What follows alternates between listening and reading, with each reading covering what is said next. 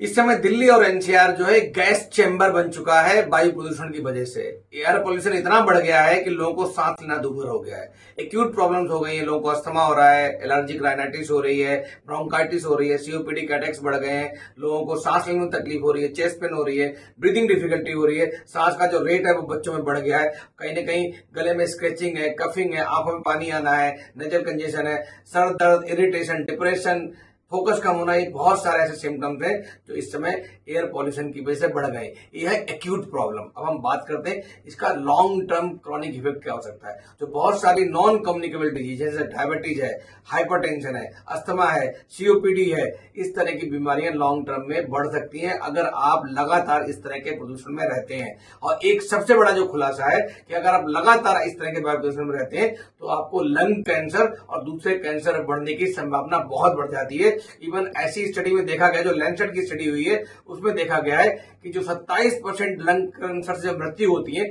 उसका एक बड़ा कारण जो है वो वायु प्रदूषण है। तो अगर वायु प्रदूषण से बचना है तो हमें क्या करना चाहिए, इसके बारे में बात करता हूं। मैं हूं doctor D K Gupta, chairman Felix hospital Noida.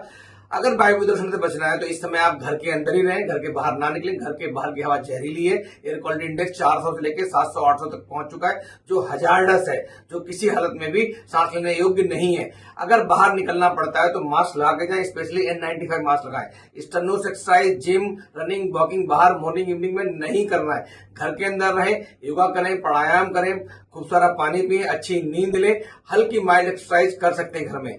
जो लोग डायबिटीज है, हाइपरटेंसिव है, अस्थमा पेशेंट है, सीओपीडी पेशेंट है, उन सबको चाहिए अपनी दवाइयां और अपने सिम्टम्स को मॉनिटर करते रहें। अगर उनके सिम्टम्स बढ़ रहे हैं या कोई भी श्वसन संबंधी तकलीफ हो रही है, ब्रीदिंग डिफिकल्टी हो रही है, चेस्ट पेन हो रहा है, सांस लेने में दिक्कत आ रही, घबराहट हो रही है, पल्पिटेशन हो रही है, तो उनको तुरंत अपने डॉक्टर से संपर्क करना चाहिए। गर्भवती महिलाएं, बच्चे बाहर ना जाएं, इनके लिए भी इस समय बहुत ज्यादा एयर क्वालिटी इंडेक्स खराब है।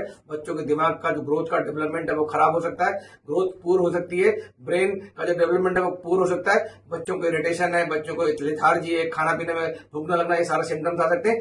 और जो गर्भवती महिलाएं हैं उनमें प्रीमेच्योर लेबर पेन, मतलब समय से पहले दर्द होना, या प्रीमेच्योर डिलीवरी हो सकती है, जिसकी वजह से बच्चों में भी कॉम्प्लिकेशन हो सकते हैं और मदर में कॉम्प्लिकेशन हो सकते हैं।